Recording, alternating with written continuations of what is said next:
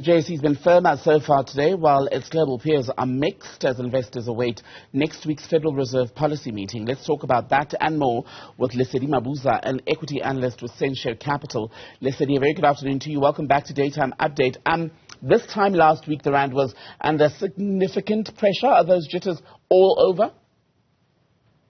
Well, I would say what's happening at the moment with the Rand is that today you are seeing the Rand. You did see the Rand stronger coming into trading this morning, touching 17 Rand 10 per dollar. And I would say most of this stronger performance was due to dollar weakness. You are seeing investors in a bit of a mixed state as we await the Federal Reserve rate policy next week. And you also have seen investors grow concern in terms of the U.S. growth rates, in terms of U.S. growth in terms of consumers that side. Hence, you have seen dollar weakness. But just taking a step back from what happened last week, you did see the Rand significantly weaken sharply to about 17 Rand 87. And that was mostly on the news of when the news broke on our South African President Cyril Ramaphosa with regards to the findings on the Phala scandal and also potential impeachment. And I think what made it worse was when news broke out that he was ready to resign. And I think investors were concerned in terms of who's the potential successor, and also that there is some inconsistency in terms of presidency going forward.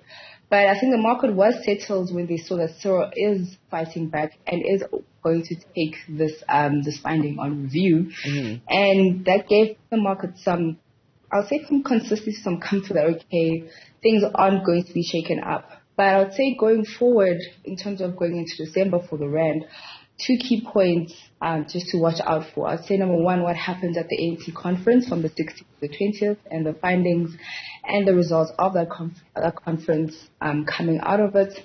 And I would say also the decision from the Federal Reserve in terms of what they're going to hike at. The market is expecting 50 basis points, but I would say those are the two main points for the Rand. The next month.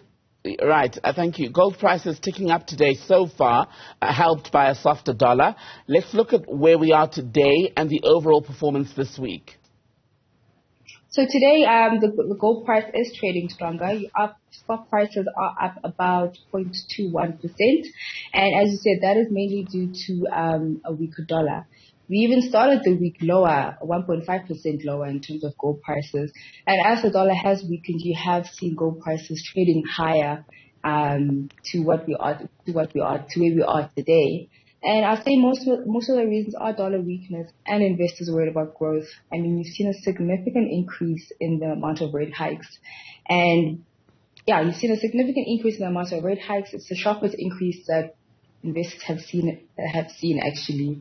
So that dollar weakness is mainly adding to that gold strength. Lastly, Lisa, the Anglo-American Platinum as well as Kumba have updated their full-year guidance, their full-year 2022 guidance at least, as well as outlook. That's for 2023 to 2025. What's in it?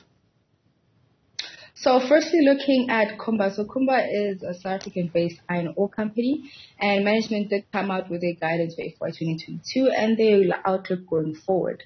So looking at what's happening currently, CEO Mpumi Zikalala did mention that ongoing operational challenges have resulted in a lower throughput than what they have expected, as well as rail challenges have led to an increase in stockpiles. And the rail challenges are mainly due to Transnet and the strikes that we've seen in the past months.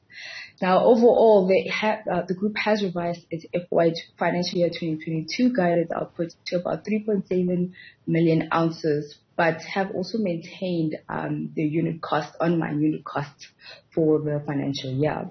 And just going forward, looking forward, management has revised its production guidance in line with real capacity that they expect going forward. And they have revised it to about 3 to 5 million tons for FY 2024 to 2025. And I'd say the market isn't liking that news at the moment. So the stock is down currently. But if you have looked at the performance for the past month, the stock has done significantly well on the back of China reopening initiatives. Lesedi Mabuza, And then just to... no, Lesedi, go ahead, don't worry. I wanted to talk about Anglo-American Platinum because they also released a similar, let's say, production update where management expects about 3.8 million PGM ounces, which is in line with guidance. But they have revised the unit cost, which is expected to be higher at about $950 per PGM ounce. PGM meaning platinum group metals. And then just in terms of the outlook, the group has also revised their outlook lower due to mainly pressures at Mogalakwena, where you are seeing a lower, lower grade ore, resulting in less mined output. And they have guided that they expect refined production for FY 2022 to FY 2023 to FY 2024 to be about 3.6 and 4 million ounces. So you are seeing a lot of the miners revise production, either on mine issues, but mostly it's due to Transnet's reduced capacity constraints. Lesedi Mabuza, a pleasure to speak to you. Thank you.